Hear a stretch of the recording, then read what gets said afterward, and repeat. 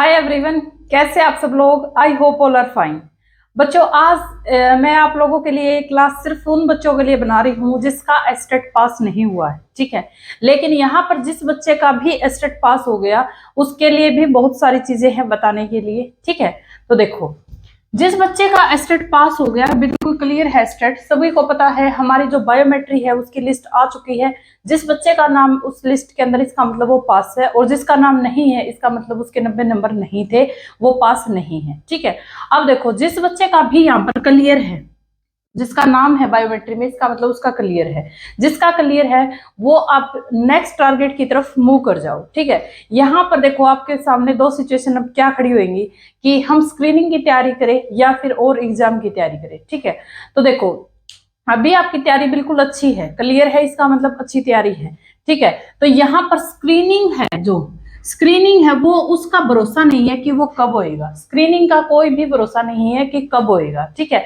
तो यहाँ पर जो अदर एग्जाम है, जैसे अपना DSSS है, चंडीगढ़ वाले हैं, ठीक है, AMRS TGT आएगा, जितने भी अदर एग्जाम है उनकी तैयारी में आप लग जाओ, क्योंकि वहां पर आपका सब्जेक्ट भी पूछा जाता है, कॉमन सेक्शन भी पूछा जाएगा, ठीक है। तो इसकी तैयारी आपकी ऑटोमेटिक हो जाएगी। लेकिन अगर आप ये सोचोगे कि सिर्फ और सिर्फ अभी मैं सब्जेक्ट तैयार कर लेता हूँ स्क्रीनिंग को क्रैक करने के लिए, तो स्क्रीनिंग पता नहीं कब होगा, ठीक है। मैंने एग्जाम दिए हुए इतने साल हो गए और इतने साल से क्लियर करती आ रही हूँ, लेकिन स्क्रीनिंग अभी हुआ है, ठीक है।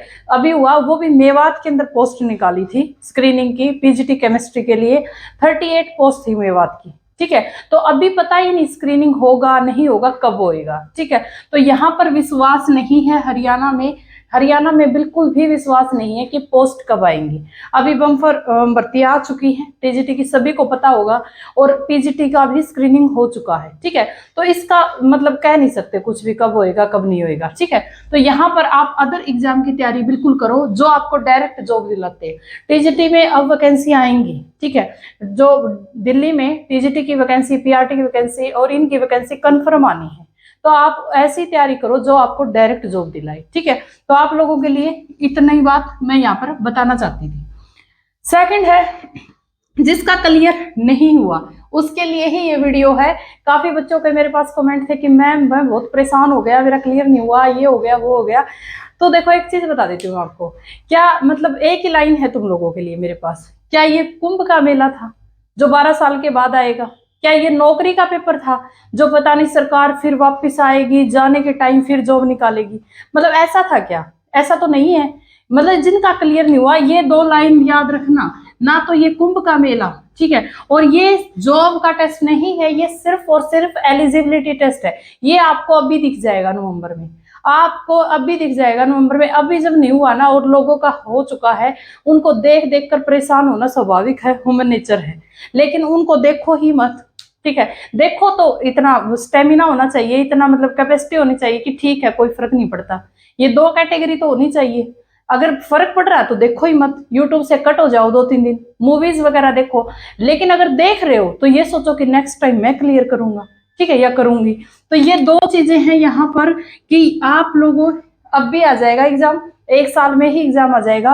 सेकंड, ये एलिजिबिलिटी टेस्ट है, कोई जॉब का टेस्ट नहीं।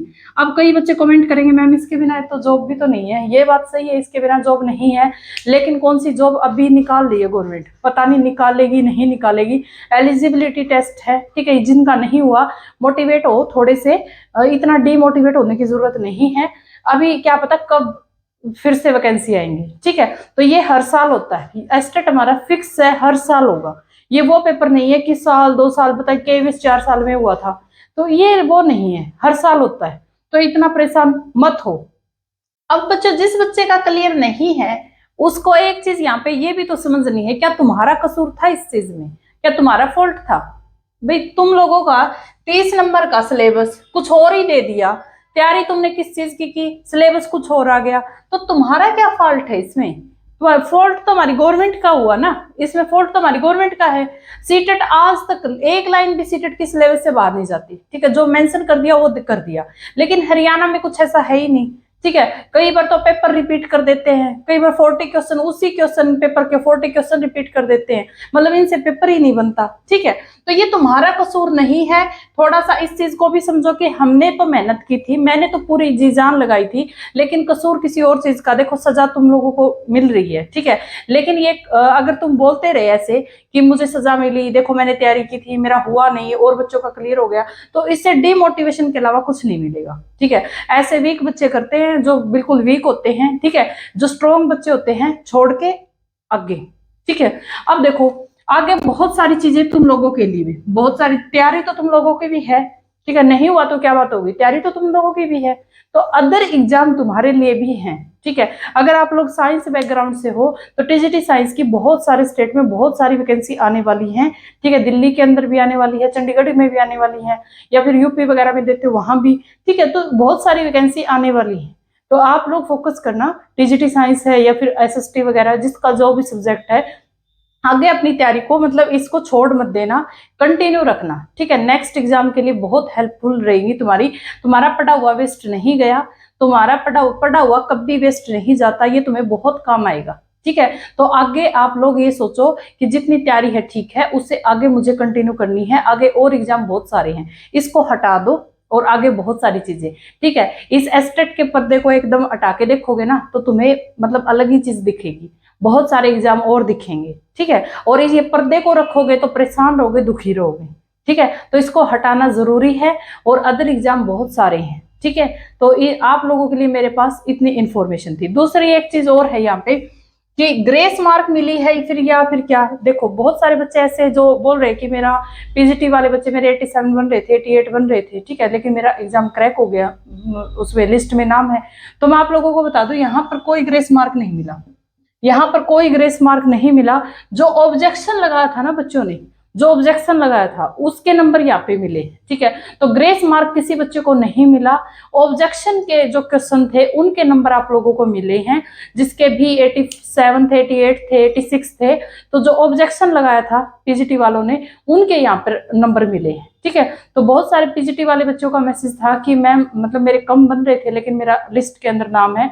तो मैं आपको बता दूं, आपके ये वाले क्वेश्चन ठीक थे तभी आपको नंबर मिले। ठीक है, तो आज की वीडियो में इतना ही। Thank you so much.